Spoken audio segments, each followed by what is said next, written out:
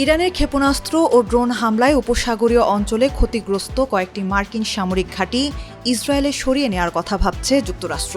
মার্কিন সংবাদ মাধ্যম ওয়াল স্ট্রিট জার্নালের এক প্রতিবেদনে এ তথ্য জানানো হয়।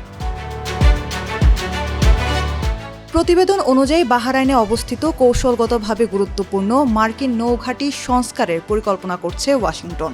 একই সঙ্গে কুয়েত ও সৌদি আরবে মার্কিন সামরিক উপস্থিতিও কমিয়ে আনার বিষয়টি বিবেচনায় রয়েছে। মার্কিন প্রশাসনের দুই কর্মকর্তার বরাতে প্রতিবেদনে বলা হয়েছে, প্রয়োজনে এই অঞ্চলে কিছু সামরিক ঘাঁটি ইসরায়েলে স্থানান্তর করা হতে পারে। গত 28 ফেব্রুয়ারি ইরানের বিরুদ্ধে যুক্তরাষ্ট্র ও ইসরায়েলের যৌথ সামরিক অভিযান শুরুর পর মধ্যপ্রাচ্যে থাকা মার্কিন ঘাঁটিগুলো লক্ষ্য করে পাল্টা হামলা চালায় ইরান।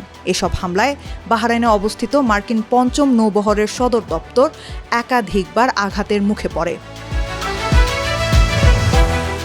ওয়াল স্ট্রিট জার্নাল জানিয়েছে, হামলায় মার্কিন কমান্ড সদর দপ্তর সহ অন্তত 12টি স্থাপনা মারাত্মকভাবে ক্ষতিগ্রস্ত হয়েছে। তবে ক্ষয়ক্ষতির প্রকৃত পরিমাণ এখনও আনুষ্ঠানিকভাবে প্রকাশ করেনি পেন্টাগন।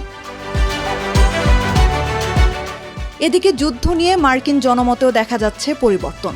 সম্প্রতি ইরান ও যুক্তরাষ্ট্রের মধ্যে যুদ্ধ বন্ধে ইসলামাবাদ সমঝোতা স্মারক সই হয়েছে। এই চুক্তির আওতায় স্থায়ী শান্তি চুক্তির শর্ত নিয়ে আলোচনার জন্য 60 দিনের যুদ্ধবিরতি কার্যকর রয়েছে। এই সমঝোতার পর কুইনিপিয়াক বিশ্ববিদ্যালয়ের এক জরিপে দেখা গেছে 60% মার্কিন ভোটার মনে করেন ইরানের বিরুদ্ধে সামরিক পদক্ষেপ যুক্তরাষ্ট্রের জন্য লাভজনক হয়নি।